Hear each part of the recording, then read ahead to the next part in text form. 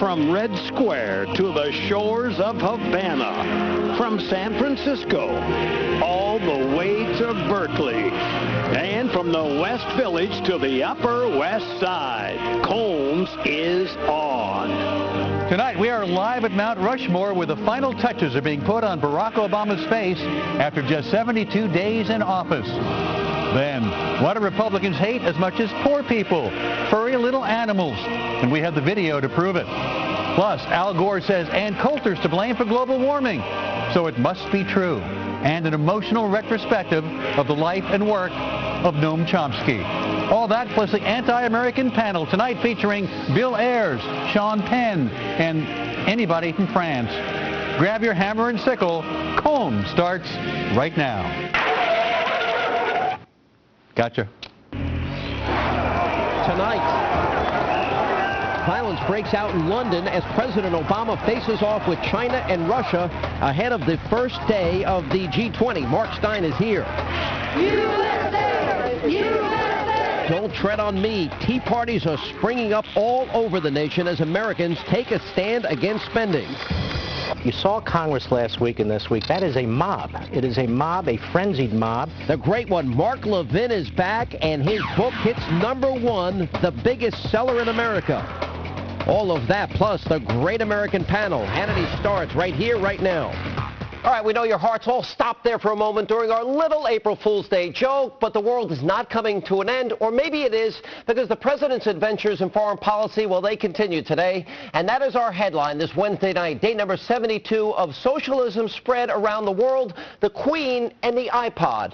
Now, while it wasn't the most important detail from the day's events in London, the president's latest gift gaffe seems emblematic of this administration's inability to deal with the leaders of the rest of the world. Now, the Obamas, they had tea with Her Majesty today and presented her with an iPod. But here's the problem. She already had one.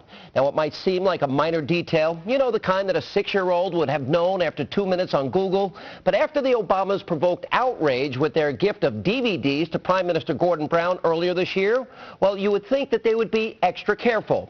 But the administration's tin ear after the last slight of our closest ally is just the latest episode in the administration's not understanding the mood of the globe as they continue to press for an unprecedented redistribution of wealth. Now, I'm not saying that they necessarily have to listen to the left-wing anarchists rioting in the streets, but this president ran on a platform of engagement with Europe and rebuilding America's image abroad. Now, we sure have come a long way from the Brandenburg Gate last summer. And joining me with more tonight is columnist Mark Stein is back with us. Mark, how are you?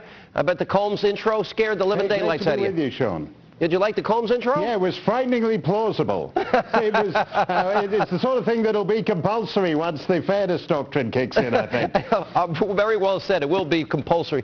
Now, just to stay on the lighter side for a second as we get to the more serious issues, you would think that, you know, for example, Kathleen Sebelius, another tax cheat, that they would get their act together. Yeah. You would think after the Gordon Brown DVD present that maybe they would have been a little bit more thoughtful as it relates to the iPod. I thought that was an April Fool's joke. Yeah, I think it's pretty pathetic. I mean, in fairness to the Obamas, this wasn't just the discount movie set from Walmart like they did with Gordon Brown. They gave the Queen an engraved iPod. I think it might have been a better joke if they'd given her an engraved teleprompter. That might have been an appropriate gift from President Obama. But I think basically it doesn't matter to them that much. They don't think in those terms, and that's what's interesting. This guy who claimed to be a citizen of the world at the Brandenburg Gate in Berlin actually pretty much takes the view that the world can go hang when it comes to it. Well, by the way, he did take a chef. He did bring a friend to play basketball with him, 4 speechwriters, and speaking of teleprompters, he did bring 12 teleprompters for this trip, a full dozen, you know, I guess in case one breaks. Well, no, I think that was in case Gordon Brown decided to get revenge and Obama's speech wouldn't work on a British teleprompter the way the president's movies didn't work on the Prime Minister's DVD player. I think he was, but interestingly, By the way, taking a chef with you is good advice when you go to Britain. That part I agree with Obama. All right, that part, I'll concede the point.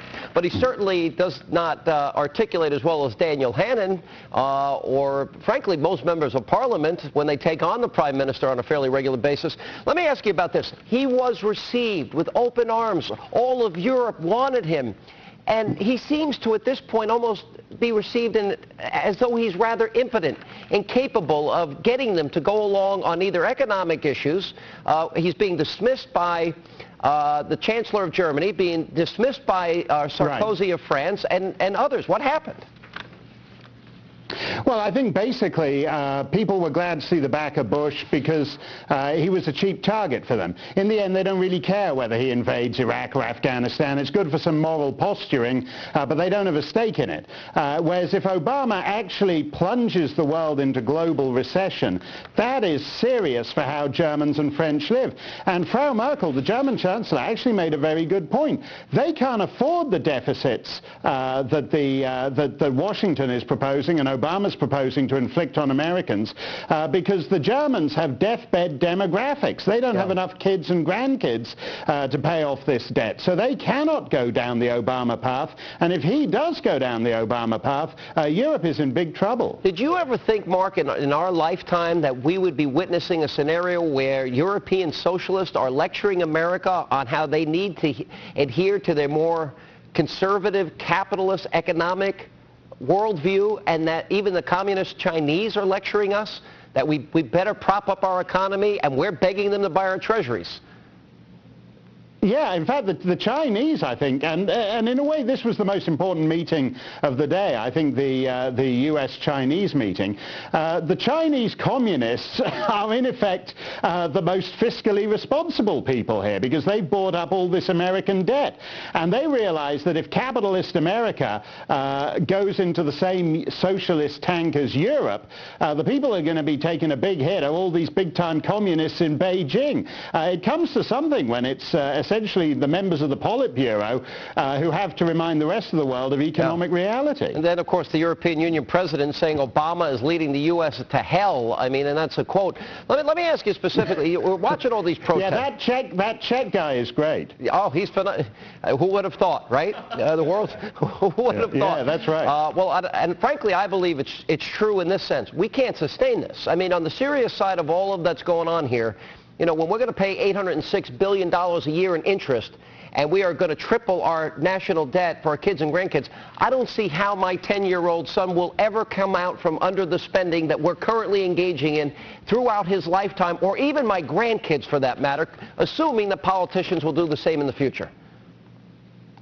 Yeah, you're absolutely right, because the idea that this is not a permanent expansion of the level of debt that Americans will be living with is ridiculous. Senator Judd Gregg, proposed the other day that we should try to stick to the European Union restraints in terms of debt, national debt as a proportion of GDP. In other words, we're worse than Europe at the moment. We're worse, we're more fiscally irresponsible than Europe.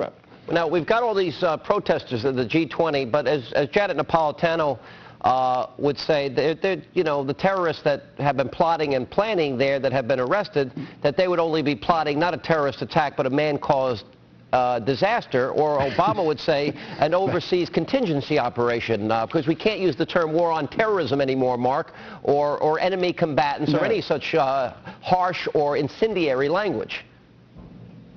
No, I think we should call it global community outreach, and I think we should call these terrorists future Facebook friends. I mean, I think they're just future Facebook friends we haven't yet apologized to. As my mother would say, they're a bunch of hooligans and hoodlums, and we ought to stay away from them. But the long story short, Mark, good to see you. Thanks for being with us.